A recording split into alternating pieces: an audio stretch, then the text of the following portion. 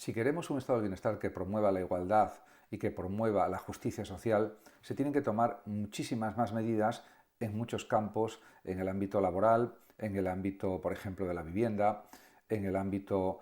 pues, por ejemplo, de reducción del paro, etcétera. Y todo eso, hacerlo con más medios económicos que provienen de los impuestos, si es necesario subir impuestos a las grandes empresas para que colaboren más en ese sentido, y en definitiva también procurar que los españoles y españolas puedan disponer de un nivel de vida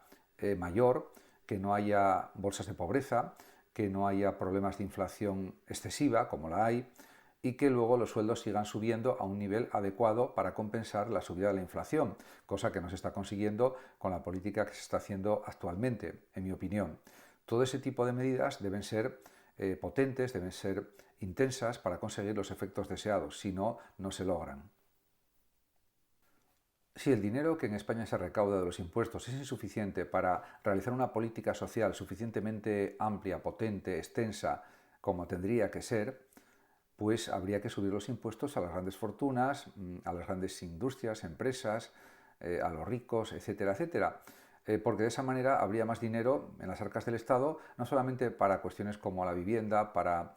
crear más puestos de trabajo, para disminuir sustancialmente el nivel de paro, sino también, por ejemplo, para mejorar el sistema sanitario público, que tiene muchísimos problemas y no basta solo con decir se van a reducir las listas de espera, pero ¿cuánto se van a reducir? Hay que precisar más las cuestiones, no vale hablar en general de forma abstracta, se va a reducir esto, se va a reducir lo otro, pero ¿en qué medida y cuánto? Porque si es una reducción pequeña, muy pequeña, es casi como no hacer casi nada. Y esto es lo que falta en la política actual española, que se concreten más las medidas y que se ponga más dinero para esas medidas para que realmente tengan unos resultados apreciables. La retórica política lo aguanta todo, lo soporta todo, porque es verdad que el gobierno de Pedro Sánchez pues impulsa políticas sociales junto con Sumar, etcétera, y Podemos, aunque ahora Podemos prácticamente está casi desaparecida, en cierto sentido al menos, en cuanto al gobierno. Pero esto, que en principio está bien, decir que va a haber políticas sociales,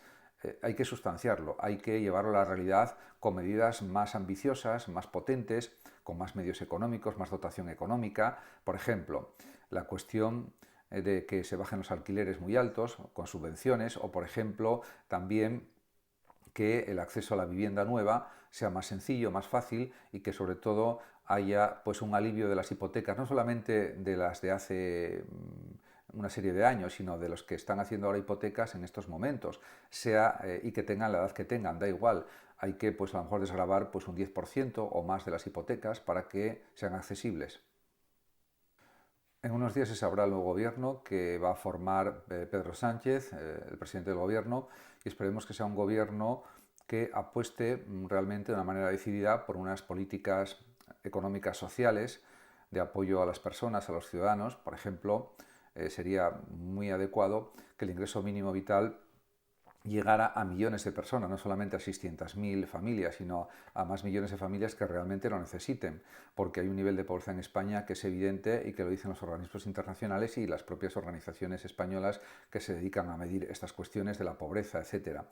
En ese sentido, hacen falta también más política de vivienda, pero una política de vivienda más profunda, más integral, más extensa,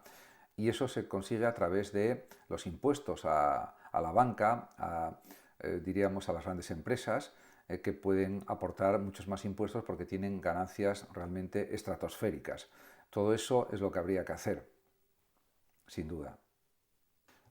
El ejemplo del filósofo y escritor Fernando Savater, muy conocido a nivel español y a nivel internacional, es paradigmático de que una persona, como es el caso de Savater, que se considera de izquierdas y lo ha sido toda su vida de izquierdas y lo sigue siendo, discrepa de la amnistía que ha aprobado este gobierno y considera que hay que perseguir todos los delitos, también los cometidos por los principales dirigentes independentistas, como es el caso de Puigdemont, etc. En ese sentido, me parece una actitud muy coherente, muy racional por parte de Savater, y él considera que pues España tiene que seguir unida,